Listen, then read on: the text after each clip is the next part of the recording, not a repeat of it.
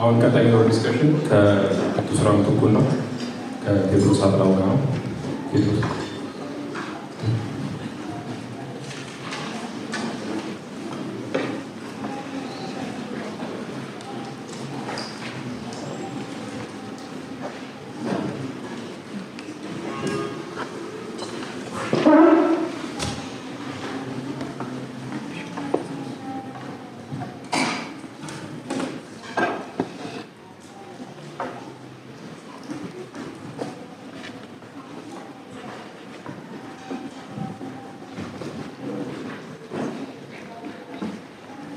ያለ ሊሆኖች ናት ስለምትል ማለት ነው።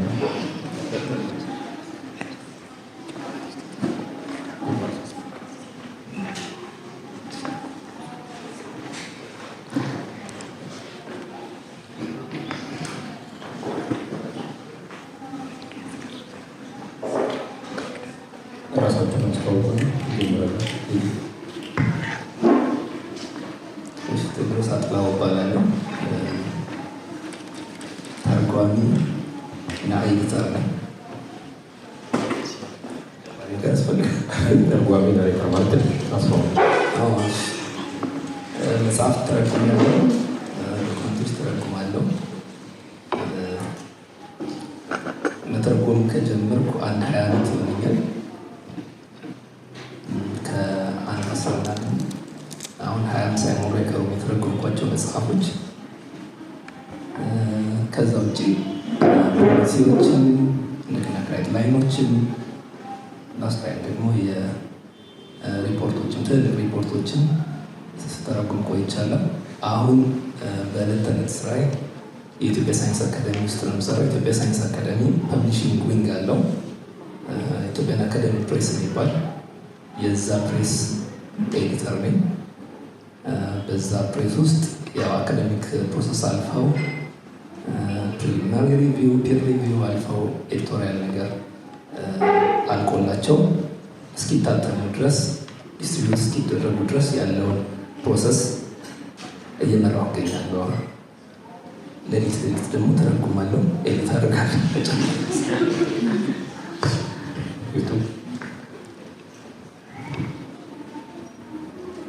ቱስራም ተኩል እባላለሁ። ጸሐፊ ነኝ። 2 መጽሐፍት አሉኝ።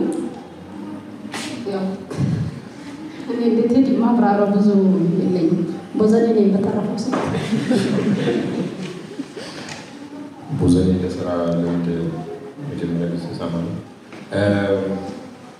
ትንሽ ስለ ስራዎችሽ አውስጭ ምናልባት ዛሬ ቅድም ዝርዝርም እንዳየ ነው የተወሰኑት መጽሐፍ አንበቢያ ናቸው፣ የተወሰኑት ማለቁ ሊሆን ይችላሉ ወይም ረፍት ላይ ናቸው። እሱን አስቡ። 2 መጽሐፍት አሉኝ። የመጀመሪያው መጽሐፍ 2014 ላይ በተለይ 11ኛው የሚሰኝ፣ ከዛ 2015 ደግሞ ወድቆ የተገኘ ሀገር የሚል መጽሐፍ ልቦለድ መጽሐፍት ናቸው ሁለቱም። እሱም ሰርቻለሁ። ከዛ አሁን ላይ ባዮግራፊዎች እየሰራው ነው። የሰው ባዮግራፊ ኤዲት አደርጋለሁ። ሜሞሪ እንደዚህ የሚሰራው እየቆየ ይመጣል። ኤዲት አደርጋለሁ፣ አርቶት እሰራለሁ የሰዎችን ስራ። አሁን ደግሞ አንድ ወጥ የሆነ የሰው ባዮግራፊ ስራ እየሰራው ነው። የኔንም ስራ ጎን ለጎን እየሰራው ነው። በዚህ ዋንጩ ጋር ተከተለ ነው። ስለ መጽሐፎች ትንሽ ማብራሪያ ሲችላል ነው። እሱ ላይ ተንተሱ የምናነሳቸው ሀሳቦች ስላሉ ኢንተረሳ እንዳይሰሩትና ወድቆ የተገኘ ሀገር ነው። ሁለቱም ልቦለዶች ናቸው። በተለይ 11ኛው ሴቶች ሞር ካራክተር ያደረኩበት ስለ ሴት እዚህ መድረክ ላይ እንግዲህ ዛሬ 2ኛ ሰው ማለት ሴትን ዋና ገጸ ባህሪ ወይም ደግሞ ዋና የትረካው አካል አድርጌ አንድ ዓለም በሴቶች ብቻ ወይም ደግሞ አንድ ሲስተም በሴቶች ብቻ ከላይ ሆነው የሚተረኩበት ቢሆን ምን አይነት ይሆናል እያልኩ ረጅም ጊዜ አስብ ነበርና በተለይ 11ኛው ላይ ሙሉ ገጸ ባህሪያቶቹ ወይም ደግሞ ሙሉ ሽፋን ተሰጥቷቸው የሚወራላቸው ሴቶች ብቻ የሆነ ታሪክ ነው የጻፍኩት። ርዕሱ በተለይ 11ኛው የሚለው ለብቻ ያዝኩት ነው። እዛ ላይ ያለች አኬ ብዬ ካራክተር ያደረኳት በዋና የኔ አያት የሆነች እንደ ገጸ ባህሪ የወሰድኳት ብዙ ነገር እዛ ላይ በልብ ወለድ ሞልቻለሁና 11 ባሎችን ያገባች ሴት ማለት 11 ሰዎችን ያገባች የገባች እንደዚህ የመጨረሻው 11ኛ ባሏ ላይ ሆና ወደኋላ የምታወራው የምትተርክ ሴት ነችና ይሄ ማግባት መፍታትን ወይም 11 ባል ማግባት ጀምሮ እንደማድረግ ሳይሆን ግን በዘመኗ ለእሷ የነበራት ዲሲሽን በቃ በዚህ በሶሳይቲ ውስጥ ያለው ይሄኛውን መንገድ መሄድ ነበርና አንዲት ሴት እንዴት ሆና ምርጫዎቿን፣ ሂደቶቿን፣ መንገዶቿን እያከበረች ትሄዳለች። እየሄደች ደግሞ በሶሳይቲ ውስጥ ምን አይነት ስብዕና ነበራት የሚለውን ለማሳየት ነው ለመተረክ ነው የሞከርኩት። ሁለተኛው ስራ ደግሞ ወድቆ የተገኘ ሀገር ነው። ወድቆ የተገኘ ሀገር የጦርነት ትራውማ የጻፍኩበት ነው። የኢትዮ ኤርትራ ጦርነት ታሪክ መነሻ አድርጌ እኔ በዚህ ሰዓት ልጅ ነበርኩ። በእርግጥ ግን ትዝ የሚሉኝ ትውስታዎች አሉ። ከዛ ካደርኩ በኋላ ደግሞ ወደኋላ ምናነባቸው መጽሐፍት አሉ። ከዛ ምንድን ያደረግኩት አሁን ላይ ሆነን ያለንበት ዘመን እንዴት ነው እዚህ ጋር የደረስነው? ከየት ነው የመጣ ነው? ለምንድን ነው እንዲህ አይነት ስነ ልቦና የኖረን በእኛ ዘመን አሁን ባለንበት እያልኩ ረጅም ጊዜ የማስበው ነገር ነበርና ምናልባት ይሄ ያልተራገፈ ያልታከመ የጦርነት ትራውማ በዘመናችን ይሄ በእኛ ዕድሜ ብቻ ሳይሆን ወደኋላ ስንሄድ የሺህ ዓመት የኢትዮጵያ ታሪክ በሙሉ እያንዳንዱ ታሪክ የጦርነት ታሪክ ነው እና ይሄ ያልታከመ ጦርነት ነው ዛሬም ድረስ የጀመሩት ገዳይ እያስባለ የሚመስሎንም እና ምናልባት ይሄ ቢታይ እንዲህ አይነት ትራውማ ውስጥ ያለፍን ትውልድ ነን እና ሕክምናው ደግሞ በዚህ መንገድ ይመጣ ምናምን የሚል ግን መፍትሄ ሳይሆን ችግር የተጻፈበት መጽሐፍ ነው። ወድቆ የተገኘ ሀገር እነዚህ ነው የሰራሁት።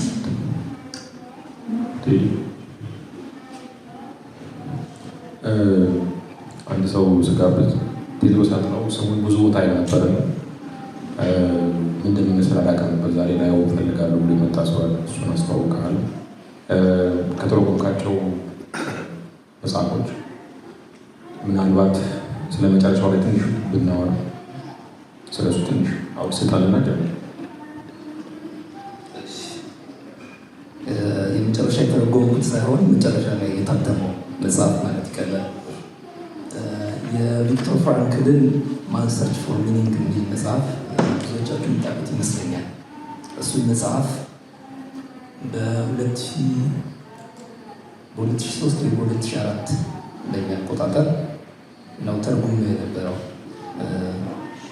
ከዛ ግን የታተመው 2013 ከ10 ዓመት በኋላ ነው ለህትመት የበቃው። እኔ እጅ ላይ ሲንከባለል ቆይቷል። ያ የመታተምና ያለመታተም የራሱ ፕሮብሌምም ስለነበረው ነው። እንደገና ደግሞ ለእኔም እድል የሰጠኝ ነገር ነው። የዛሬ 10 ዓመትና 11 ዓመት የነበረውን የመተርጎም የመተርጎም ስለት አሁን 2013 ላይ ሳሳትመው የተለየ ነገር ነበረው። ምክንያቱም በየጊዜው ቢታተምም ባይታተምም እያልኩ እኔ ሳነበው የሚጎረብጠኝን እያሻሻልኩት የሚሄደው መጽሐፍ ነው። ይህ መጽሐፍ በየጊዜው በሚወጡ የመጽሐፍት ሊስቶች ውስጥ ኢንተርናሽናል ሊስቶች ውስጥ ከመቶዎቹ አንዱ ከአስሮቹ አንዱ የዓመቱ የክፍለ ዘመኑ ምናምን እየተባለ እንደ ቤስት ሴለርም እንደገና ደግሞ በጥቅም ይሰጣል ተብሎ በሚታሰበውም ጥቅም የሚመሰገንና እንደገና ሊስቶቹ ውስጥ በጥሩ ደረጃ ተሰጡት የሚወጣ መጽሐፍ ነው። እኔ ስተረጉሞ ያንን አይቻል ነበርም።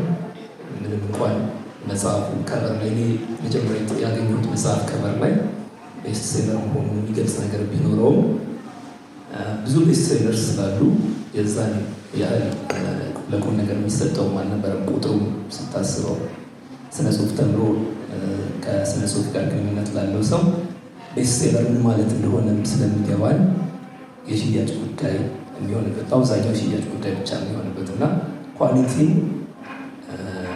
ላይ ላያመለክት የሚችል ነገር ስለሆነ ያ ግምት የሰጠው ነገር አልነበረም።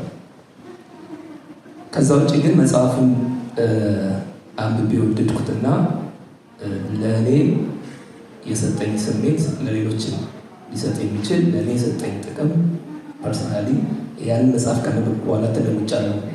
ይህን አይነት ሶሊድ ለውጦች አሉኝ ብዬ የምናገረው ባይኖረኝም ግን ሊለውጣቸው የሚችላቸው ነገሮች ነበሩ። ሰውየው በሽዊትስ ውስጥ የነበረውን ስቃይ አይቶ ስቃይ በልቶ በዛ ስቃይ ውስጥ አልፎ ከዛ በኋላ የጻፈው መጽሐፍ ነው። ከኦሽዊትስ የማቃጠያ የኮንሰንትሬሽን ካምፕ ውስጥ ከነበሩት የጋዝ እንትኖች ቼምበሮች ተርፎ የጻፈ ሰው ነው። ወደዛ ከመግባቱ በፊት ይሄ ሰውዬ ገና ከ15 ዓመቱ ጀምሮ ቪክቶር ኤኒት ፍራንክል የሚባለው ኦስትሪያዊ ጸሐፊ ነው። ሳይካትሪስት ነበር። የስነ አእምሮ ባለሙያ ነበር።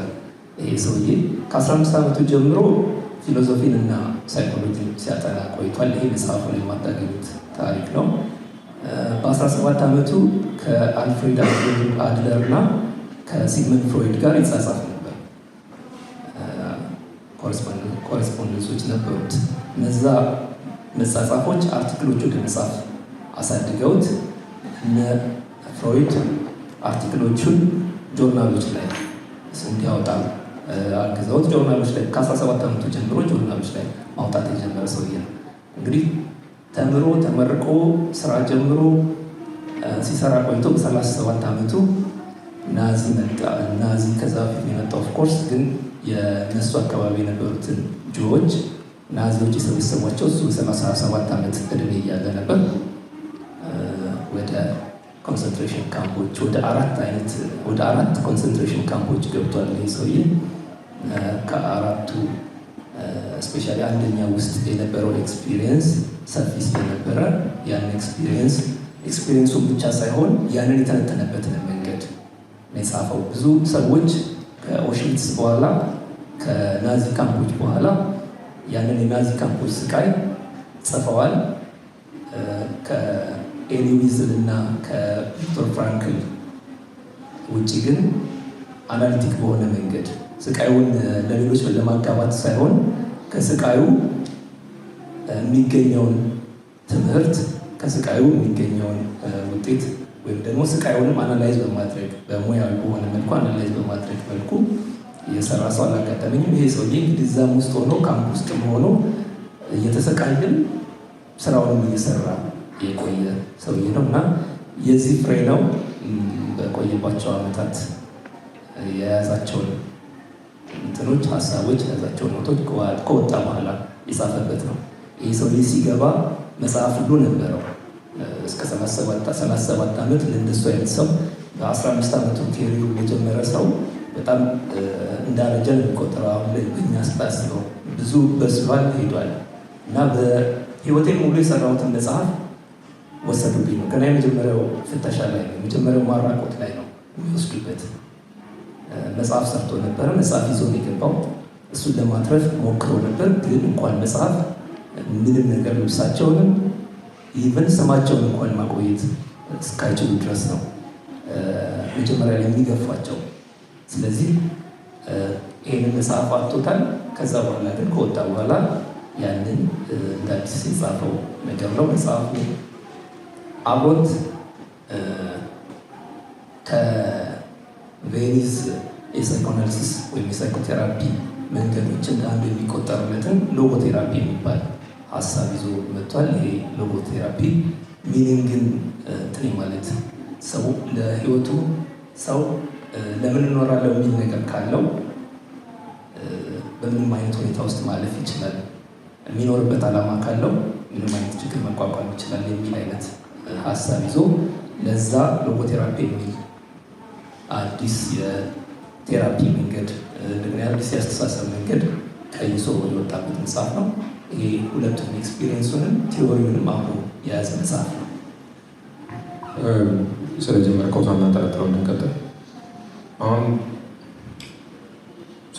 ሎጎቴራፒ የተወሰነ ማስተማር ስንጀምር አሁን ኤግዛክትሊ ቃሉ የሚለው ምንድን ነው? የሚኒንግ ትሩ ሰፈሪንግ ነው። ለምሳሌ እሱን ሲል ከእኛ ጋር ለእኛ አንባቢ የሚል ያስታራቀው ነገር አለ። ወይም ከአንተ ጋር የነበሩ የተለያዩ ቤት ምን ይመስላል?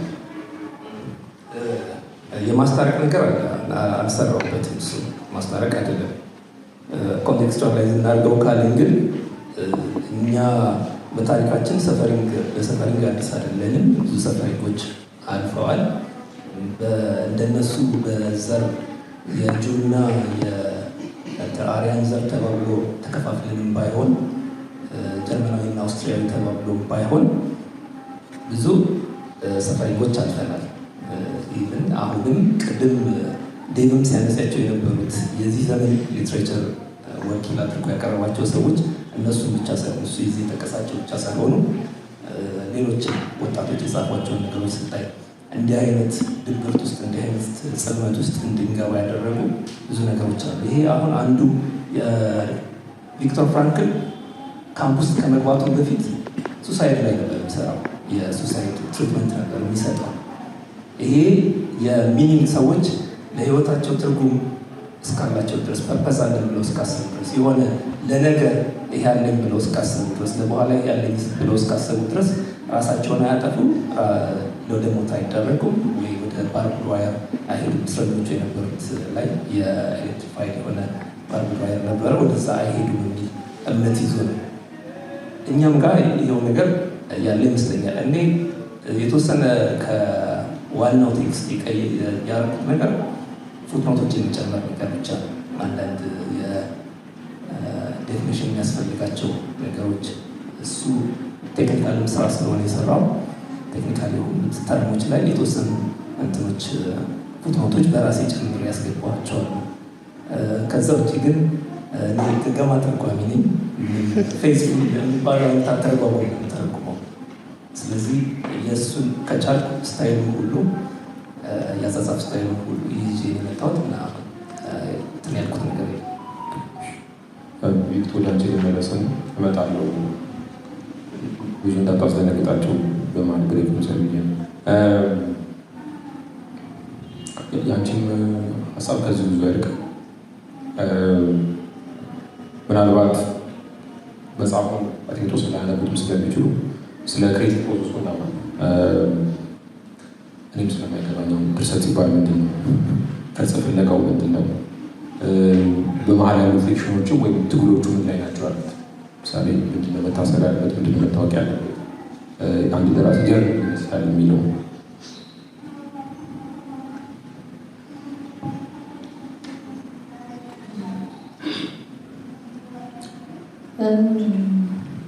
እውነት ለመናገር የማወራው እንዲህ አይነት ቅርጽ ወይም እንዲህ አይነት ስታይል አለኝ የምለው መኖሩን እጠረጥራለሁ። ለምሳሌ አሁን በተለይ 11ኛው ስጻፍ 8 አጫጭር ስቶሪዎች ናቸው። ከዛ ግን 8ቱ ደግሞ እንደ አንድ ወጥ ሆነው መነበብ ስለሚችሉ እኔ አሁን በተለይ 11ኛው ወጥ ልቦለድ ነው እላለሁ ሳወራ። የተወሰኑ ሰዎች ደግሞ በተለይ 11ኛው የአጫጭር ልቦለዶች ስብስብ ነው ያሉ ሰዎች አሉ እና አልከራከርም። አጫጭር ልቦለዶች ስብስብ ነው ካለው ሰው ጋር አጫጭር ልቦለዶች በየራሳቸው ቆሞ 8 የተለያዩ ታሪኮች ስለሆኑ እንደዛ ነው ብዬ እቀጥላለሁ። ምናልባት በተለይ 11ኛው እና የወርቁ ተገኘ ሀገር በጣም በተለያየ መንገድ ነው የጻፍኩት። የመጀመሪያው እንዳልኳቸው አጫጭር ነገሮች እንደመሆናቸው 1-4ቱ ታሪኮች ቀድሞ 2013 በፈረንጆቹ ከ10 ዓመት በፊት ማለት ነው የተጻፈ ራሱ በተለይ 11ኛው የሚለው ታሪክ 2013 ላይ በጣም ተቀንጭቦ ፌስቡክ ላይ ፖስት አድርጌው ነበረ። ከዛ በኋላ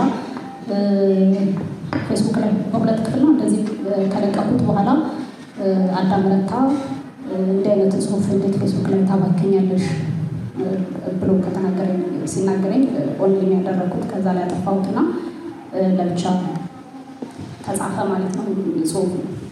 ከዛ በኋላ ያሉት እዛው ላይ ያሉ 1-2 ታሪኮችን እንደዚህ ኮሮና ሰዓት ላይ የተጻፈ ረጅም ጽሁፍ አለ ያልወጣ፣ ምናልባት ወደፊት ታወጣ ይሆናል።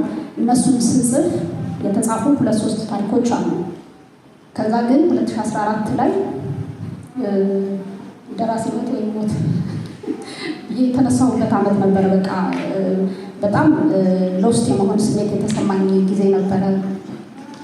እየሰራሁ ያለሁት ነገር የጠፋኝ ጊዜ ነበረ እና ኢቨን ምንድን ነኝ የሚለውን ራሱ ጋር ግጭት ውስጥ የገባሁበት ጊዜ ነበረ። ስለዚህ በዛን ዓመት ላይ በዚህ ዓመት መጽሐፍ ማሳተም እኔ ጸሐፊ ነኝ ደራሲ ነኝ የማስብ ከሆነ መጽሐፍ ማሳተም አለብኝ እና ያንን ሂደት እሄዳለሁ። ከዛ ተሳክቶልኝ መጽሐፍ ካሳተምኩ በቃ እኔ ከዚህ በኋላ ደራሲ ነኝ ጸሐፊ ነኝ ብዬ ለዛ ኃላፊነት ወስዳለሁ። ኮሚትመንት ወስጄ ስራሽ ምንድን ነው ስባል እንደዚህ ያደርጋለሁ በየዓመቱም ይሄን እሰራለሁ ምናምን ብዬ ለራሴ መስከረም ላይ እንደዛ ብዬ የተነሳሁት 2014 ላይ እና በዛ ሂደት ውስጥ ነው በተለይ 11ኛ የተጻፈው ማለት ነው። እሱን ኃላፊነት ወሰድኩ። ከዛ በሬን ዘግቼ ቁጭ አልኩ። አጠቃላይ በቃ መጽሐፍ የሚባለው መጽሐፍ ነው እንዲወጣ 3 ወር ፈጀበት በተለይ 11ኛው። ከዛ አዳዲሶቹ የተጨመሩትን ታሪኮች ጻፍኩኝ። መጽሐፉን በሚፈልገው መንገድ ቀድሜ እንደዚህ አሁን ቀድሜ ያልኩ በተለይ በድርሰቶቻችን ውስጥ ወይም በተመካዎቻችን ውስጥ ስለ ሴት የሚወራው እዚህ ደግሞ አዲስ አበባ ላይ ከመጣሁ በኋላ ስለ ሴቶች የሚመጣው ናሬሽን ምናምን የምንበሳጭባቸው በጣም ብዙ ነገሮች ነበሩና ያንን በሙሉ ቁጭ እየሰራሁ ማለት ነው። ምን ያህል ተሳክቷል አላውቅም፣ ግን ከታተመው በላይ የተነበበ እና የተወደደ መጽሐፍ ነው። በተለይ 11ኛው እሱ በዛ መንገድ ነው የተሰራው። ከዛ ሁለተኛው መጽሐፍ ደግሞ ወድቆ የተገኘ ሀገር ልክ ቅድም እንዳልኩት በቃ ደራሲ ነኝ ካልኩ ነኝ ማለት ነው። ይሄ እዛ ሂደት ውስጥ በጣም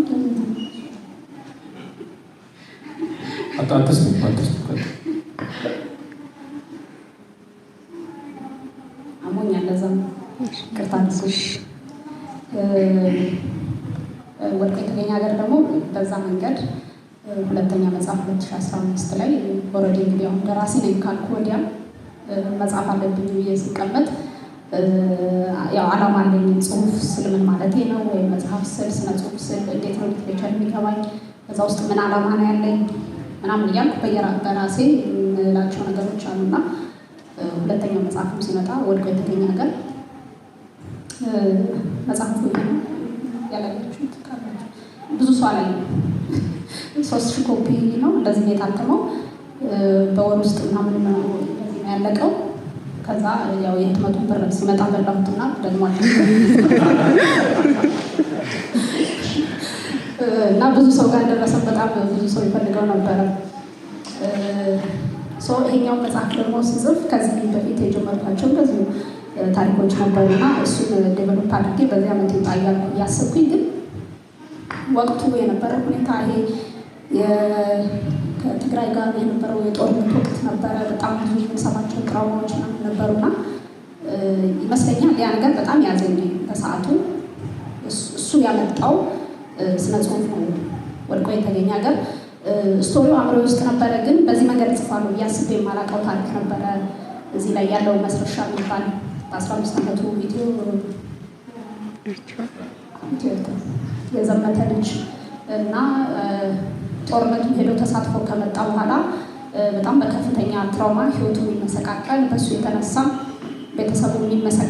ቤተሰቡ ሙሉ በቃ እና መጨረሻ ላይ እዚህ መጽሐፍ ላይ በጣም በቅርብ ነው፣ ግን እሱን ነገር ኖቲስ ያደረኩት ተራኪዋ ብቻ ነች በህይወት የምትኖረው።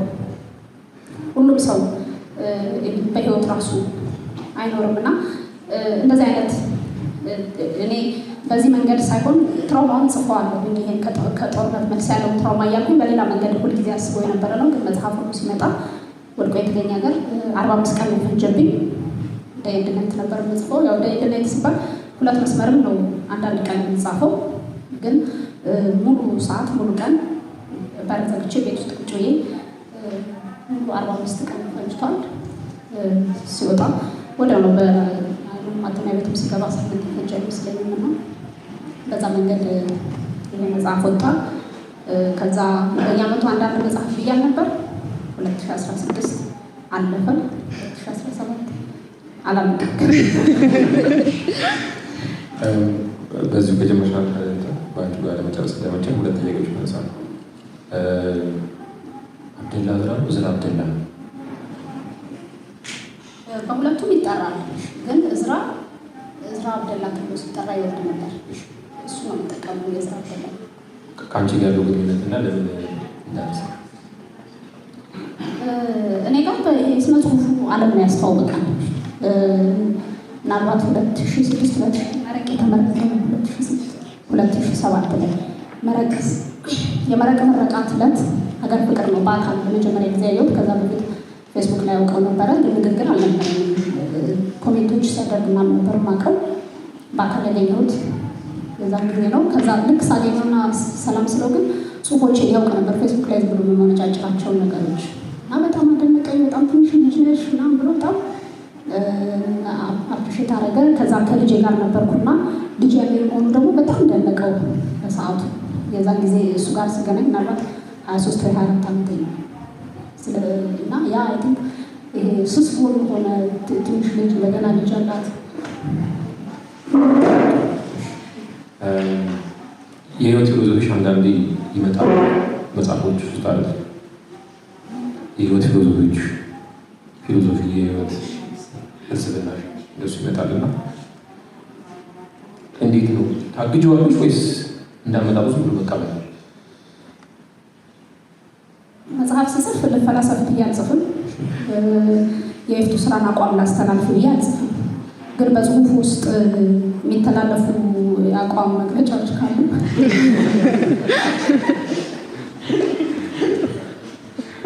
በሁለት መስመር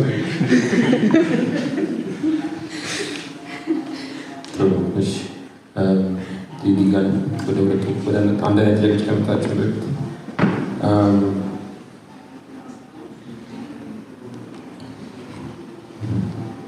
አንድ ፊሊፕ ጂባርዶ የሚባል ፕሮፌሰር ስለ ተጽፏል ፕሪዝን ኤክስፐሪመንት ሰምቶ የሚያውቃል ባይኔ ቻንስ? ፊልሙም ሰርቶበታል። ፕሪዝን ኤክስፐሪመንት ማለት ፕሮፌሰሩ ክላስ ተማሪዎቹ ለሁለት ከፈላቸውና ግማሹን ፖሊስ ግማሹን እስረኛ አለ። ይሄ ግን ሁሉም ፕሮሰስ አልፈዋል። የፖሊስም ሲሆን መታወቂያ ፎቶ ተነስቶላቸው ባጅ ተሰርቶላቸው ልብስ ተሰርቶላቸው ለእስረኛም ልክ እንደዛ ሳምንት አልሞላም ፖሊሱ ታምባት ግማሹ ክላስ ከታ ይሄን ክላስ ከፈሉትና አስቡት። በዛ በኩል ያሉት ፖሊስ ናቸው። በማግስቱ ተነስተው እናንተ ሲቀጠቅጡ ማለት ነው። ኢትን ኤክስፐሪመንት ለሁለት ሳምንት ነው የታሰረ ኤክስፐሪመንት በ6 ቀን የቆሙ ሰዎች የሆነ ከለበሱ በኋላ ያንን ፖሊስ ናቸው ሲባሉ የሚላበሱት ካራክተር አለ፣ ያንን ይሆናሉ። ከዛ በኋላ ምንም ይዛቸው ነገር የለም። ኦብዘርቭ ኤክስፐሪመንት እውነትም አልነበረም፣ ግን አምኖ ተቀበሉትና ቀጠሉት። ምናልባት አንተ ጥያቄ የሚሆነው ምንድን ነው? መጽሐፍ ማንበብ ተረጎምከ ምንም ያደረገ ነገር የለም። አንተ አይኔን ጨፍረን ያነበብከው ለገራፊዎቹ አላዘንክም። ለተገራፊዎቹ ብቻ ነው ሳይያዝ ሳይድ እንድትይዝ አያደርግህም። ሁለቱንም ወገን ነው። አሁን ደስ የሚለው ነገር ሰውየው ኢሞሽናል ሆኖ የጻፈው ነገር አይደለም። አሁን የእሱን ሰፈሪንግ ብቻ እየገለጸልህ የእስረኛውን ጉዳት እየገለጸልህ ምናምን ቢሆን እንድትፈርድም ይገፋፋሃል። ግን ራሱ ለምሳሌ የአፓቲ የሚለው እንትን አለ ክፍል አለ። ሁለተኛው ክፍል ውስጥ ነው የስቴጁ። እስረኞቹ መጀመሪያ ሾክ ውስጥ ይገባሉ። ከዛ ደግሞ የስሜት መደንደን የስሜት መሞት ሊባል ይችላል። እንደሱ አይነት ነገር አለ። የራሱን ይነግርሃል። እስረኛው አብሮት ከሰዓታት በፊት ያዋራው እስረኛ ይሞትና ከዛ በሁለት ደረጃ አለ። በሁለት ደረጃ ነርሱ ይመጣና ይዞት ይወጣል። እና ይዞት የሚወጣው በስርዓት አይደለም። እግሩን እየጎተተ ወይ የሆነ ነገሩን እየጎተተ ነው። እና ደረጃው ላይ እስከሉ እንትን ሲንኳኳ የሚሰቀጥፍ ድምፅ አወጣ ይልሃል። ይህ ሲሆን እሱ ምን እያደረገ ነበር? ሾርባ እየጠጣ ሾርባ እየጠጣ ይችላል። እና ምንም አልተሰማው። እኔ አሁን እንትን ስለሆንኩ ባለሙያ ስለሆንኩና በሙያ እንትን በሙያ አይን ስለማይሆነው እንጂ ይሄ በሌላው እስረኛ የሚታወስም አይደለም ይልሃል። አሁን መፍረድ ከጀመርኩ ከእሱ ጀምሮ ነው መፍረድ የሚጀምረው ማለት ነው። ግን እንደዛ እንዲሆን አይደለም። ይሄ በትንታኔ ላይ ተመሳሳይ የማድረግ ነገር የለውም። ኦፍኮርስ ሰዎች ምን ያህል እንደሚለዋወጡ ምን ያህልም እንደሚታከሱ እንትን ዊልህን የምታጣው የት ጋር እንደሆነ የዊል ፓወር የምታጣባት ሞመንት የት ድረስ እንደምትሆን እሱን ሁሉ የሚያሳይ ነገር አልለወጠኝም ልል አልችልም። ኢቨን ከዚህ አዳራሽም ስወጣ ውጭ ነው የምወጣው አይደለም ያንን መጽሐፍ አንብቤና ያንን መጽሐፍ ተርጉሜ ተመላልሼበት ቀርቶ ማለት ነው። ስለዚህ አሁን ፐርሰናሊ የለወጠኝ ነገር ይኖራል፣ ግን ይሄ ነው ልልህ አልችልም ነው። ምናልባት የመጀመሪያው ዓመት ላይ ሊሆን ይችላል፣ መጀመሪያ ያነበብኩት ጊዜ ሊሆን ይችላል ለውጦቹን ኦኬ እንደዚህ ነበርኩ እንደዚህ ሆንኩ ለማለት የሚያስችለኝ ነገር የሚኖረው፣ ግን በጣም ለዋጭ መጽሐፍ ነው።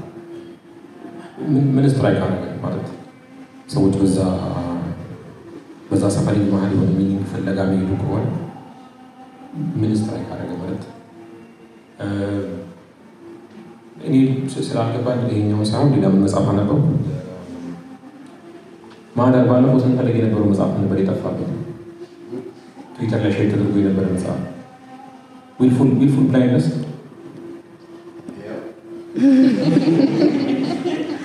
ዊልፉል ብላይንድነስ የሚል አንድ መጽሐፍ የሰለች ና እነዚህ ነው ኦብዘርቭ ያደረገችው ማለት ኮመናሊቲ ቱ ጋር ይደርሳሉ። የእኛም ሀገር ግልፋ የነበረው ሊገርፍ የመጣ ሰውዬ ዳቦ ሊያቀብል የመጣ ሰውዬ በዛው ሊገባለ የደቀመው ግራፊ ያለ ወይ ብሎ ሊገርፍ ሙሉ ይገባል። እሱ አንዳንድ ይጠፋባል። የቱ ጋር ነው ሰው ያለው ምናምን ይጠፋል። ብላይንድነስ ኮፍመን እዛ ላይ ሜሽን የምታደርጋቸው ሰዎች ይሄ እንዴት ነው ዊልፉል ብላይንድ ሊሆኑት ለሚፈጠረው ነገር ነው። አሁን ለምሳሌ የስታንሊ ዊልደርም አለ ሰው ኦቢዲየንስ ቴስትን እንዲሞክር እኔ አንተ ግረፎ እያልኩ ወይም ሾክ የተደረጉ ሰዎች 5፣ 10፣ 15 ይደረግ የተጨመረ ኮንስታንትሊ ሰዎች እያሉ ይቀጥላል። ኤክስፐሪመንቱም ላይ ማን ነው ይህን የሚያደርገውና ምን ሲሆን በሚል ኦቶሪቲ ሲኖር ሰዎች ይህን ኤክስፐሪመንት ለማድረግ በጣም ፈቃደኛ ናቸውና ኮመን የሚያደርገው እዚህ ማገር የነበረ ገራፊ እዛ የነበረ ገራፊ ታዝዤ ነው በ3 መመሪያ የተሰጠ ነው። በመመሪያ ፈርም ያደረኩት ነገር ሊድን ያልናልኮንበት ነገር አለ። ምን ስትራይክ አደረገ የምለው ምንድነው አሁን መጽሐፍ ብዙ ጊዜ ማንበብ አንዳንድ ፍሬም አለ ማለት ከዛ ፍሬም ውጭ ይወጣል ወይም አንተ ያለው ምሳሌ ቅድም ላይ የተጠቀሰው የቀዝ ከመቃብር የተጻፈበት ዘመን የሪቮሉሽን ዘመን ወይም ስለ ሪቮሉሽን ነው የሚያወራል። ግን አንተ ቢመስል እንደፊት ሁሉ ሰው የሚያውቀው እንደፍቅር ምናምን ሊሆን ይችላል።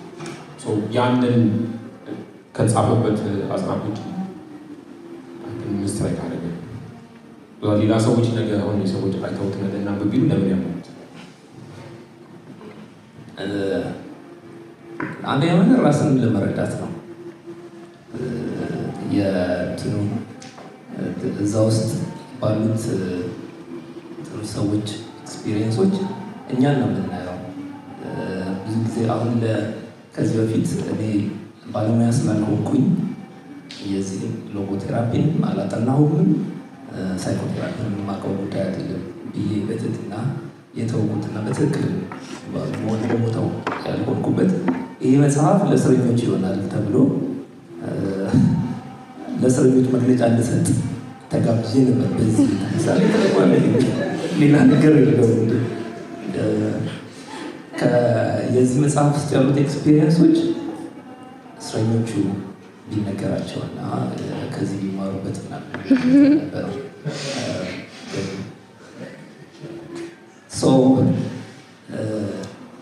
ራስን ለማየት ይጠቅማል የሚለው መያዝ ይሻላል። ከዛ ውጭ ግን አሁን እኔ እዚህ ፖዚሽን ላይ ምናምን ቀጥሎ የሚመጣው ጥያቄ ከዚህ ከመጽሐፉ እንትኖች ጋር የሳይኮቴራፒ የሎጎቴራፒ ጋር የሚሄድ ከሆነ ተዘጋጅቼ እንደመጣሁ ጥያቄ እንዘለዋለሁ። ሞር ከዚህ በፊትም እንዲት ላይ ነው ያልኳቸው ጥያቄዎች አሉ። እኔ የዛ እንትን አይደለሁም። እንደ አንባቢ ከሆነ ጠይቀኝ ኦፍኮርስ ስትራይክ ያደረጉኝ ከገጽ ገጽ ስታነብ እና እንዴት ሰውየው ራሱ ቀድሞ የበደል እስኪመስል ድረስ ከመጀመሪያው ቀን ጀምሮ የሚኮምካው ነገር አለው። ከዛ ደግሞ ነገሮችን እንዴት ነው እንደዛ የሚቻለው እዛ ሰፈሪ ውስጥ እየሆነ በህልሙም በውኑም ዳቦ እያየ ስለ ዳቦ እያሰበ ስለ ድንች እያሰበ ይህ ሰውዬን እንዴት ነው ይሄንን ታግሶ አናላይዝ ሊያደርግ የሚችለው? እኔ ያን በዛ ሰፈሪ ውስጥ ራሴ እንደዛ መሆን ይችላለሁ ወይ? በእንደዛ አይነት ሰፈሪ አይደለም ለ2 ቀን ለ3 ቀን እስር ቤት ብቆይ ያንን ማድረግ እችላለሁ ወይ የሆነ እንትን ውስጥ ብቆይ የሚለውን ጥያቄ እንድጠይቅ የሚያደርግ ነገር አለው። ከዛ ውጭ ግን ብዙ ልልህ የምችለው ነገር የለም። አሁን ይህን መጽሐፍ አሁን ስለ እኔ የሚያውቁ ሰዎች ስለ ሎጎቴራፒ ሳወራ ቢሰሙ ራሱ ይታዘቡኛል። አርቲካው ስለ ቢዝነስ ሳይድ ምን ያህል ታተመ፣ ምን ያህል ተሸጠ፣ ምን ያህል ላይ ያለው አሁን የሚለው መጽሐፉ አንድ ጊዜ የታተመው አንድ ጊዜም 2000 ኮፒ የታተመው በቃ 2000 ኮፒው አልቋል። ለማተም የሚፈራ መጽሐፍ ነው። የዚህ አሁን እንዳልኩ የስፔሻሊ ሎጎቴራፒ ታንትኑ ፓርቱ ይበዛል ተብሎ ስለሚታሰብና አሁን የኦሽዊትዝ ሚስጥር የሚል መጽሐፍ ነበረ በፊት። እንደሱ አይነት መጽሐፍ ቢሆን ሊሸጥ ይችላል። ሰው ስቶሪ ማንበብ የሚፈልገው ይህንን ለማንበብ ብዙ ማስተዋወቅ የሚያስፈልገው ነገር አለ። ብዙ መጽሐፎች እኛ ሀገር በማስታወቂያ ችግር ምክንያት ከርዕሳቸው ወይ ደግሞ ከሰብታይትላቸው የተነሳ የማይነበቡ መጽሐፎች አሉ። በእኔ ኤክስፒሪየንስ አሁን ባለሁበት መስሪያ ቤት ያሳተምነው ፀሐይ የምትባለው አውሮፕላን ታውቃላችኋል? ፀሐይ አውሮፕላኗን የተመለከተ መጽሐፍ እኛ ጋር ታትሟል። የካፕቴን ዘላለም አንዳርጌ የጻፈው መጽሐፍ ፀሐይ የኢትዮጵያ አቪዬሽን አጀማመር መጽሐፍ ነው።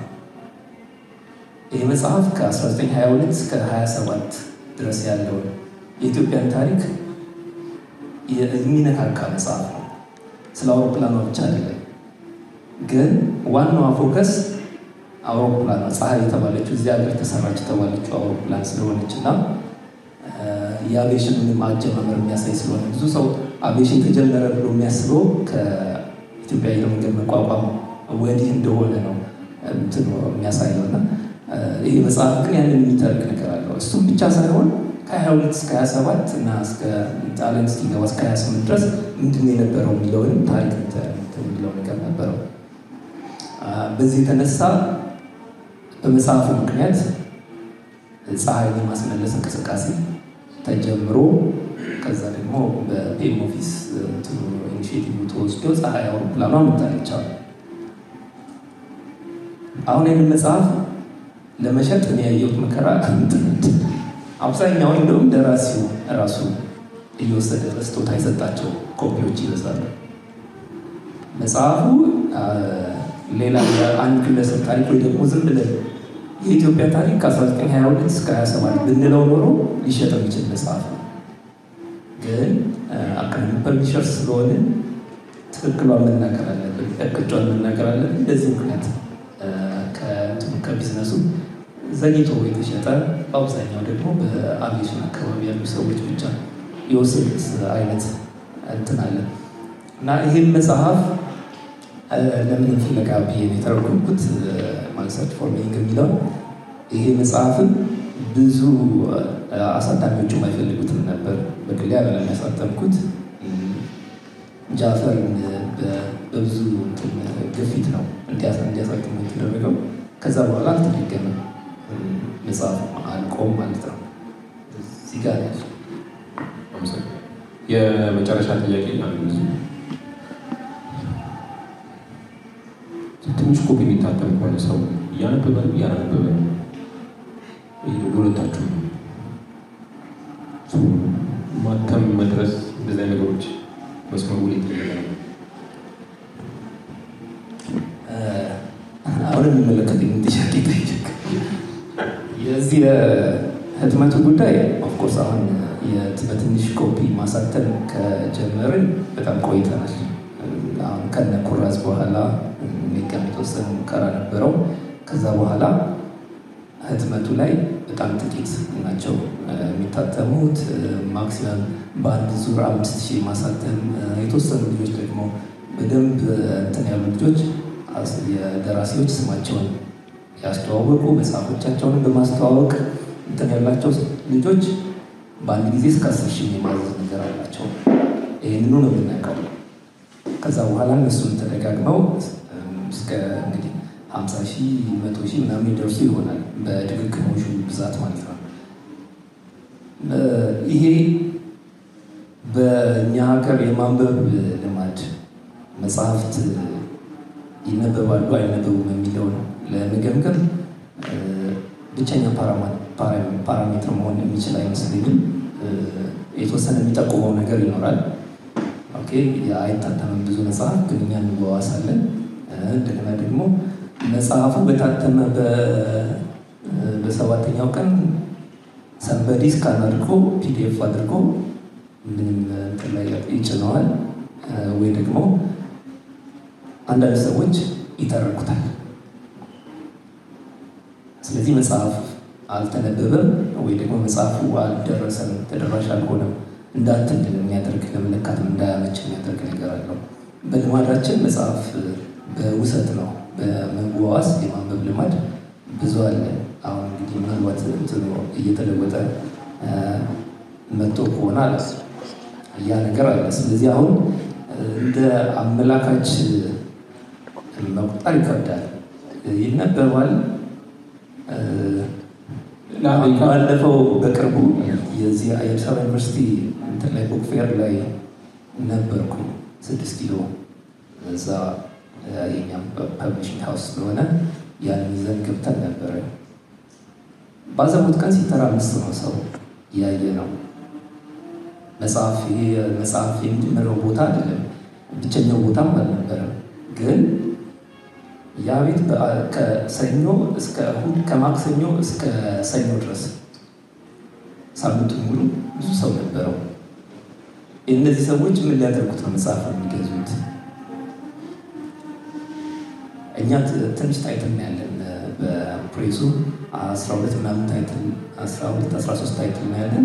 ከዛ ውስጥ ይዘን የገባ ነው 8 ወይ 7 አካባቢ ታይትል ነው። በጣም ብዙ ሸጠን ያወጣ ነው። በሺዎች ኮፒዎች ሸጠን ወጣል። በሺዎች ኮፒዎች ከኛ ብቻ መሸጥ ከተቻለ ያው እኛ ብዙ እንትን አይደለንም፣ አይናፋሮች ነን፣ ብዙ ፕሮሞት የማድረግ ነገር የለንም። መሸጥ ከተቻለ እና ደግሞ የኛ መጽሐፎች አካዳሚክ ሞሮፍ ወደ አካዳሚክ እንትኑ ያደሉ ናቸው። ስለዚህ ብዙ ገዢ የማይኖራቸው ናቸው። ሌሎቹ ምን ያህል ሸጠዋል ወይም ደግሞ ሌሎች ምን ያህል መጽሐፍ ከዛ ድንኳን ውስጥ በሳምንቱ ውስጥ ወጥቷል የሚለው ነገር ስታየው እንትንን ኮንፊውዝድ እንድትሆን ያደርግሃል። በቃ አንባቢ እየጠፋ ነው፣ አንባቢ እየቀነሰ ነው ምናምን ጭንቅላት ውስጥ ይዘህ ትቆይና ከዛ በኋላ ግን እነዚህ ሁኔታዎች ስታይ ደግሞ የመለወጥ ነገር አለ። ይልቅ ቻሌንጅ መጥቶበታል አንባቢ። ከባለፈው ሰኔ 20 ምናምን ጀምሮ መጽሐፍ ላይ ታክስ ተጥሏል። የሚታተም መጽሐፍ ላይ መጽሐፍ ፕሮዳክሽኑ ላይ ቫት አልነበረውም። እኛ ስናሳትም ያለ ቫት ነበር የምናሳትመው። ሁሉም መጽሐፍ ሲታተም ማተሚያ ቤቶች ቫት አይጠይቁም፣ ኤግዛምፕሽን ነበረው። ከሰኔ 27 ምናምን አካባቢ የወጣ አዋጅ አለ። ከዛ ጀምሮ ግን አሁን ስታሳትም ማተሚያ ቤት ስትወስድ ቫት ይሰበሰባል። ከዛ ደግሞ መጽሐፉ ታትሞ አንተ ስትሸጥ ቫት መሰብሰብ አለብህ። ከዛ ደግሞ እኔ አሁን 35% ቀንሼ ለአከፋፋይ ስሸጥለት ያ ሰውዬ ከዛ ሰውዬ 15% መሰብሰብ ይኖርብኛል። ከዛ ደግሞ ያ ሰውዬ በከቨር ፕራይስ ነው የሚሸጠው። 700 ያልኩትን መጽሐፍ 700 ላይ 15% ጨምሮ ነው ለአንባቢ የሚሰጠው። አንባቢው ያንን እየከፈለ ይገዛል ወይ? አስቸጋሪ ነው። አሁን አብዛኛው የመጽሐፍ ቢዝነስ ኢንፎርማል ስለሆነ እስካሁን ደህና ነው። ግን አሁን ሁሉንም መስመር ውስጥ የማስገባት ነገር ሲመጣ ሁሉንም ነጋዴዎች መስመር ውስጥ የሚያስገቧቸው ከሆነ አሁን ሪሲት የሚቆርጡት ናቸው የሆነ ሱቆቹ፣ እነሱ ናቸው ቫት የሚሰበስቡት። ሌሎቹን ካስገቡብን መጽሐፍ አንባቢ የታተመ መጽሐፍ የሚያነበው ሰው ቁጥር መቀነሱ አይቀርም ካለው ላይ ቤቱ ጨምሮ ያሰባለች።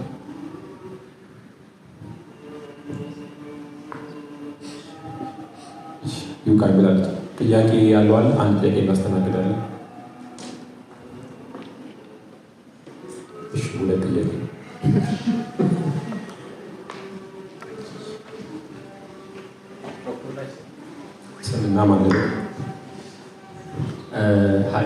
ቅድም ቅዱስ ያሬድ ይባላል። ነቢዩ ሜንሽን አድርጎታል፣ ግን አይ ዶንት ቲንክ በተፈለገ የተመለሰ ለየኔም ጥያቄ ስለሆነ ነው። ለምሳሌ ቡክስ ላይክ 48 Laws of Power ወይም ሳይኪ ነው እነዚህ መጽሐፎች people are afraid to even read them ከተደረገው በኋላ በፊት because they believe that it will change them. So as authors and as especially Auschwitz ታሪክ, has it changed your thought about human beings? Because I read under መጽሐፍ and ተቀስቅሽ የተነሳው ይመስለኝ like oh this is worded and this is people ብዬ ቶታል ፐርስፔክቲቭን ቀይሮታል። So how did that affected you to how you define a human being? የሰውን ዴፊኒሽን እንትን ብሎታል ወይ የሰውን ጭካኔ ሰው እንደዚህ መጨከን ይችላል የሚለውን ነገር ስታየው of course you've mentioned the points about ኦብጀክቲቭ ሆኖ የተጻፈው የራሱን ሳይድ ብቻ አይደለም፣ ግን the fact that ያንን ያ ሰውዬ ቀደም ያልከው ሜንሽን ለምሳሌ ሰውን እግሩን ይዞ እስከ መሬት ላይ ደረጃ ነው ይዘው የሰውየው ጭካኔ ነው የማየው whatever ሱፕ ሊጠጣ ነው እና I don't really care. So now has it changed ያኛውን ነገር for you and do you think it will affect other readers as well?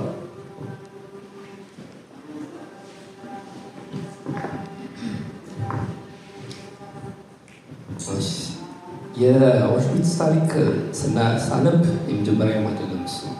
ከዛ በፊት ነበሩ መጽሐፎች በትርጉም ደረጃ የተሰራ መጽሐፍ ነበረ። ቅድም የጠቀስኩት የአውሽዊትዝ ሚስጥር የሚል ዲዛይን መጽሐፍ ነበረ። አብዛኛው ፎከሳቸው እንዲህ አይነት እንትኖች ናቸው። አሁን የቪክቶር ፍራንክል እንትኑን ነው የሚሰጠው ምንድን ነው አሁን ይህንን ሲያደርጉ ይሄ ሲሆን የሾርባውን ታሪክ ያነሳው የራሱ አፓቲ ለማሳየት ነው። በቃ በደንቁ የሚለውን ነገር ለማሳየት ነው ያንን ያነሳው። ኦፍኮርስ በዛኛው ሳይድ ስታስበው እንትኑን ሬሳውን እየጎተተ እዛ ሲሄድ ከዛ ውጭ ምን ሊያደርግ ይችል ነበረ ብለን እንጠይቅ የሚያደርገውን መሰለ። ሁሉም ደክመዋል፣ ሁሉም ጣምነዋል፣ አይበሉም። በቀን አንድ ዳቦ ምናምን የሚያገኙ ሰዎች ናቸው። ደረጃዋን ለመውጣት እጃችንን ሁለት ደረጃ ነው። ሁለቱም ደረጃ ለመውጣት እጃችንን መደገፍ አለብን። ከአቅም ማነስ የተነሳ ደረጃው ከፍ ብሎ አይደለም። ኦፍኮርስ 15 ሴንቲሜትር ብሎ ይገምታል። 15 ትልቅ ነው በጣም ግን ያንን ደረጃ ለመውጣት የመቸገር ነገር ነበራቸው። ይሄ ነርስ ተብሎ የመጣው ሰውዬ ከእነሱ መሀል ያለ ሰውዬ ነው እንጂ የተቀጠረ ነርስ ምናምን አይደለም። ከእነሱ መሀል የተመደበ ሰው ነው። እንደነሱ የሚሰቃይ ሰው ነው። ያ ይዞ ለመሄድ ሌላ አቅም አልነበረው እና ግዝም ብለው ሊነሱ እነዚህ ሰዎች የሚችሉ ማለት አይደለም። እንዲህ አይነት እንትኖች ናቸው፣ ስቶሪዎች ናቸው። ያ ኦፍኮርስ ለውጦኛል። አሁን እኔ ካነበብኩበት ጊዜ አንጻር የመጀመሪያውን እንትን መናገር ነው የሚያቀተኝ። አሁን 13 ዓመቱ ሆኖኛል ማለት ነው ካነበብኩት፣ መጀመሪያ ጊዜ ካነበብኩት። ግን አስተሳሰብን አሁን ከእሱ በኋላ የእሱን ካነበብኩ በኋላ ትርጉሙን ስሰራም አብሬ ሌሎችን ስለሱ የተጻፉትን መጽሐፎች ስለሱ የተጻፉትን አርቲክሎች አነብ ነበረ። ተበርዘውኛል። ከሱ ኤጌንስት የተጻፉትንም ለማንበብ ሞክር ነበረ። ምን ላረገው እንደሆነ ባላውቅም ያ ማንበብ እንደሚጠቅመኝ ባላውቅም ያንን ማድረግ ነበር። ለውጦኛል። ግን ለውጡን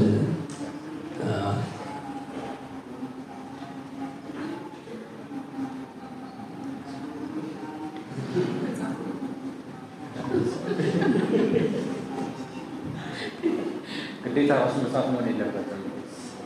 ለአዘር ቡክስ as well ስለዚህ ለምን ፍለጋ ነው እሱ የተረጎመውን ያነበብኩት። ከዛ በኋላ እንግሊዝኛውን አይቼዋለሁ፣ ግን አልጨረስኩትም። በቃ ኦልሬዲ ይበቃኛል አልኩና የአማርኛውን አሁን ስለሱ ላውራ ብዬ ነው። እሱን መጽሐፋውን ያንብቤ ስጨርስ ለምሳሌ ምንድን ነው የተሰማኝ ሰው ይሄንንም ይችላል የሚል እና ሁላችንም በየቤታችን ወይም በየቀናችን የምናሳልፈው መከራ የምንለው ብዙ ነገር አለን አይደል? ከዛ ደግሞ እንዴት ይሄን እችላለሁ፣ ይሄን በምን አቅሜ ይሄን እችላለሁ የምንላቸው በየቀኑ ሰፈር የምናደርገው በጣም ብዙ ነገር አለ። ለምንም ፍለጋ ሳነብ እኔ አሃ ነው ያልኩት፣ ይሄም ይቻላል እና ከህይወት ውስጥ ሁልጊዜ ትርጉምን የምንፈልግበት መንገድ እኔም እና አብዛኞቻችን በህይወት መስጠት የምንፈልገው ልክ እቺ መከራ አልቃ መቼ ስቄ ነው አይደል? ሁልጊዜ እንደው ስቄበት ነው ሁልጊዜና እዚህ መጽሐፍ ላይ ግን ትርጉሙን የሚፈልገው በስቃይ ውስጥ በመከራው ውስጥ ነው የህይወትን ወይም የመኖርን ትርጉም። እንደውም አንድ ቦታ ላይ ቃል በቃል እርግጠኛ አይደለሁም፣ ግን በየትኛውም ሁኔታ ውስጥ ሰው የምታስብለንን ትንሿን ቅጣት እስካላጣን ድረስ እየኖርን ነው እና ያችን ላለማጣት ነው መኖር ያለብን የምትል የሆነች እንደዚ አይነት ላይን አለ እና ሰው የምታስብልን ቅንጣት ሁል ጊዜ በየትኛውም ክፉ ነገር ውስጥ አሁን ያ ሰው የሚያልፍበት ሰዎቹ በሙሉ እዛ በውሽት ውስጥ የሚያልፉበት መንገድ እናያለን። ከዛ ራሱ ሲገረፍ ቶርች ሲደረግ ምናምን የነበረው ዞሮ ደግሞ ሌላ ሰው ሲገድል ሲመታ ምናምን እናያለን እና ይሄ ሰውዬና አንዳንድ ሰዎች እዛ ውስጥ የነበሩ ሰዎች የመጨረሻዋ ሰው የምታስብላቸውን ቅንጣት ጠብቀው ቢሞቱ ለመሞት ከዛ ውስጥ የመውጣት እድል ካላቸው ደግሞ ለመውጣት የሚሄዱበት መንገድ ነበርና ያቺን ስብዕና የመጠበቅ ያቺ ሰው የምታስብልን የመጨረሻውን ቅንጣት መጠበቅ ያቺ በጣም ለእኔ እውነት ለመናገር በቃ ቀይር አሃ ያስባለችኝና የቀየረችኝ ላይ ነች። ለምን ፍለጋ ሳነብ